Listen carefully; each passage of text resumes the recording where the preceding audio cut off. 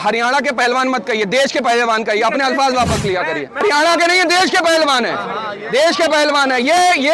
यही जो है गोदी मीडिया की मानसिकता जो है ना कि आप इसको हरियाणा में बांट देंगे, पश्चिमी उत्तर प्रदेश में, ये देश के पहलवान है। जो पहलवान अपने हक की आवाज उठा रहे हैं, जो मेडल लेकर के आए कि इनकी आवाज को अनसुना कर दिया जाएगा, यही नैरेटिव चलाने की कोशिश है, यही भारतीय जनता पार्टी की मानसिकता है, लोगों को बांट करके। मैं अभी बताऊं, किसानों के अगेंस्ट में आपने दूसरे किसान खड़े करे थे। ये स्मृति ईरानी इसलिए नहीं भूल रही है क्योंकि ब्रजभूषण शरण सिंह जो है उन्हीं की पॉलिटिकल पार्टी के हैं, वो भी भाजपा से हैं और ये भी भाजपा से हैं, और मोदी जी का जो है संरक्षण हासिल है उनको, इसलिए ना कार्रवाई हो रही है। मैं आपको बता दूं, कार्रवाई के नाम पे ढकोसला होगा, जैसे पहले भी हमने देखा, किसान आंदोलन के अंदर भी आपने देखा किस तरीके से ढकोसलेबाजी हो गई। 650 किसान जो है वो शहीद हो गए, गर्मी बारिश आंधी तूफान में खड़े रहे, लेकिन देश के अन्नदाता के लिए जो है इनके दिलों के अंदर से आवाज नहीं निकलती है। आपने देखा उसके बाद आकर के क्या करा, 650 किसानों की शहादत होने के बाद उन्होंने वापस ले लिया। अरे किसके लिए करा? वही अडानी के लिए करा, वही जो है बड़े बड़े उद्योगपतियों के लिए सरकार चलाने की कोशिश कर रही है। आज भी देखिए ठग कहां से आ रहे हैं, इन्हीं की पॉलिटिकल पार्टी से ठग निकल के आ रहे हैं जो देश को लूट लूट करके जा रहे हैं। अरे हाँ है, आंदोलनकारी हैं, आंदोलन जीवी हैं, परजीवी हैं, जो अच्छा लगता हो आप कह लीजिए, लेकिन हक की इंसाफ की आवाज उठती रहेगी। जितने भी लोग तानाशाह तख्त नशी हैं वो ये समझ लें कि कमजोर आवाज नहीं है देश की। आप देखिए तिरंगे के साथ खड़े होने वाले लोगों का विरोध क्यों करा जा रहा है? क्योंकि मानसिकता हमेशा तिरंगा विरोधी रही है, देश विरोधी रही है, संविधान विरोधी रही है। अरे 52 साल तक नागपुर के कार्यालय के अंदर तिरंगा ना फहराने वाले लोग आज कैसे तिरंगे के सम्मान के साथ खड़े हो सकते हैं? ये लोग ढकोसलेबाज लोग हैं, ये चालबाज लोग हैं। आप देखिए जहां कहीं पे भी आप देखिए इमोशनल कार्ड होता है तो रोने लगेंगे, आज मुझको इतनी गाली दी। कर्नाटक का अभी चुनाव होने वाला है, उसमें देखिए मूलभूत समस्याओं के ऊपर बात नहीं हो रही, वहां जाकर के रोते हैं कि हमको गाली दी। देश का सम्मान दिल्ली में बैठा हुआ है, देश की बेटियां दिल्ली में बैठी हुई है, कर्नाटक चुनाव के अंदर व्यस्त है। आप देखिए नॉर्थ ईस्ट के अंदर क्या हिंसा हो रही है, मणिपुर के अंदर डबल इंजन की सरकार है, वहां पर चुप साइलेंट, ना नेशनल मीडिया कवर कर रहा है ना लोग कवर कर रहे हैं, पूरा देश परेशान है। पहले बात आई थी, आपको पता होगा सीए एनआरसी के दौरान बात आई थी मुसलमानों की, फिर उसके बाद आई किसानों की, फिर आपने देखा ये जो अपना लेकर के आए थे मास्टर स्ट्रोक बता रहे थे कि हम जो है जवानों के लिए बड़े अच्छी लेकर आए, 4 साल के अंदर आप काम करिए और 4 साल के बाद जो है आप यतीम हो जाइए। उसके बाद जवानों की बात आई, अब पहलवानों की बात आई, सबका नंबर लगा रखा है, बस हमको सचेत होने की जरूरत है। बांटो और राज करो की राजनीति बड़ी पुरानी हो चुकी है भाजपा की, और वो देखिए अभी जाएंगे कहीं पर जाटों को लड़ाएंगे, किससे लड़वा देंगे जाकर, कौन सी जाति से लड़वा देंगे, यादवों को किससे लड़वा देंगे, आपस में ही ये डिवाइड एंड रूल की पॉलिटिक्स करते हैं। तो ये समस्या देश के लिए बड़ी गंभीर है, सारी जनता को देश को जागने की जरूरत है। 2024 के अंदर अगर ये सत्ता नहीं हटी, बड़ी जिम्मेदारी से कह रहा हूं, इस देश का संविधान नहीं बचेगा। आपको संविधान भी बचाना है, तिरंगा भी बचाना है, लोगों की जान भी बचाना है। ये सरकार खून मांगती है, जब तक आप बलिदान देने की सक्षमता अपने अंदर नहीं रखेंगे ये सरकार के ऊपर जूं नहीं रेंगने वाली। आपको बड़ी जिम्मेदारी से बता रहा हूं। ये बलिदान देते हैं, आप देखिए आंधी तूफान में बैठे हुए हैं, क्रैकडाउन करने की कोशिश करी गई, और मुझे फिर भी अभी भी डाउट है कि यहाँ लोगों की जान के ऊपर खतरा है। आपने देखा होगा टिकैत साहब यहाँ बैठे हुए थे, किस तरीके से उनके ऊपर रात में एकदम से कार्रवाई करने की जरूरत पड़ी। आपने देखा लखनऊ के अंदर सीए एनआरसी का जब प्रोटेस्ट हो रहा था, उसको किस तरीके से इन्होंने क्रैकडाउन करने की कोशिश करी। मुझे शक है, और मैं सरकार को भी चेताना चाह रहा हूँ कि इनकी जान और माल की हिफाजत करना सरकार की जिम्मेदारी है। देश का सम्मान है, देश का गौरव है, देश झुकेगा नहीं और आपसे डरेगा नहीं। आपकी सरकार की तानाशाही के खिलाफ देश लगातार खड़ा होता रहेगा। आप बताइए रात के अंदर क्या जुल्म कर दिया था? अरे बेड ही तो मांगे जा रहे थे, कौन से यहाँ पे हथियार चल रहे हैं, लेकिन इनके दिल के ऊपर पसीना, इनके दिल के ऊपर, इनके कलेजे के अंदर जरा सा भी अफसोस नहीं जागा कि रात के अंधेरे में जाकर के लोगों को लेटने बैठने के लिए, आंदोलन करने के लिए जो है आप रखने देनी। और याद करिए राम मनोहर लोहिया जी ने कहा था कि जब सड़कें सूनी हो जाती हैं तो संसद आवारा हो जाती है, और ये आवारा लोग हो चुके हैं। इनके ऊपर जूं नहीं रोकेगी जब तक आप अपनी हक की आवाज बुलंद नहीं करेंगे। देश में किसकी छवि खराब करने के लिए? मोदी जी के लिए। मोदी जी देश के प्रधानमंत्री हैं, देश नहीं है। देश जो है उनसे ऊपर है।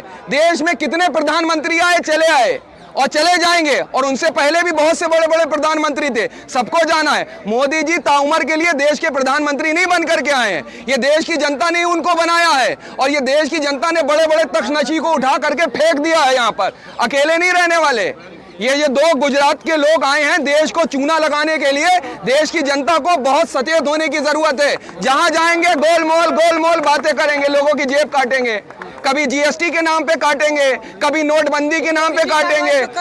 देखिए, देश के ऊपर सबसे पहला आपको बता दूं, इन्होंने हमला करा देश के रिजर्व बैंक के ऊपर। जब इन्होंने नोटबंदी करी तो लोगों क्या कहा कि मैं मुझे 50 दिन दीजिए मित्रों, 50 दिन दीजिए, और क्या निकला आपके आगे? नहीं, ब्रजभूषण सर सुनिए, ये सुनिए, आपको बताओ, ब्रजभूषण शरण सिंह अकेले ऐसे नहीं है नेता। आज भी आप अगर उत्तर प्रदेश विधानसभा में सही से कार्रवाई कर देंगे तो 100 से अधिक ऐसे विधायक हैं जिनके ऊपर गंभीर धाराओं में मुकदमे दर्ज हैं। अगर कार्रवाई करना है तो करिए। बहुत सी भारतीय जनता पार्टी के सबसे ज्यादा लोग बैठे हुए हैं, आपको पता है इस बात में? जाकर के देखिए कितने लोगों पर आपराधिक मुकदमे सदन के अंदर बैठे हैं, उनके ऊपर कार्रवाई नहीं करते हैं सदन में। की तो गाड़ी पलट रही है। देखिए, झूठ है, छलावा है। उन माफियाओं की गाड़ी पलटेगी जिनसे इनको पॉलिटिकल नैरेटिव में फायदा पहुंचेगा। सिर्फ एक ही मकसद है, चुनाव कैसे जीता जाए, चुनाव के अंदर सत्ता का, चाहे जितने लोगों की जान चली जाए, कितने लोगों को जो है ये कत्ल कर दें, मार दें, इनके ऊपर कोई फर्क नहीं पड़ने वाला है। इनको सिर्फ अपनी सत्ता प्यारी है और कुर्सी प्यारी है, कोई मतलब नहीं। देश का सम्मान बैठा हुआ, इनके कान पे जूं रहेगी नहीं रहेगी, क्योंकि अभी पॉलिटिकल फायदा नहीं है। सुनिए, राजनीति जो है वो इंसान करते हैं, जानवर नहीं करते हैं। आप नहीं राजनीति करके आए हैं, आपने कौन कौन से आंदोलन करे? आप भी तो आंदोलन करके राजनीति आए। बीजेपी एक पॉलिटिकल पार्टी है या नहीं है? और इंसानों का हक होता है राजनीति करना, बताइए। कह रहे कि हम 1000 लड़के का शोषण कैसे कर सकते हैं कि हम शिलाजीत की रोटी खाते हैं। सुनिए, एक बात सुनिए, आपको बताऊं, ये बड़े चालाक और चतुर लोग हैं। आपको पता होगा मीटू मूवमेंट हुआ था और उसमें भाजपा के एक सांसद फंसे थे, खाली उनका नाम आ गया, मंत्री थे, और क्या नाम है वो भी बड़े आते, मैं नाम नहीं लूंगा उनका। उनको इस्तीफा देना पड़ा। आज तक उनके पास माइक लगा के किसी ने सवाल करे नहीं करे। 20-20 साल 30-30 साल पुराने लोगों ने अपनी आवाज उठाई और उसके खिलाफ कार्रवाई करी सरकार ने। आज जब इतना बड़ा एलिगेशन लग रहा है तो अभी तक अरेस्टिंग नहीं हुई।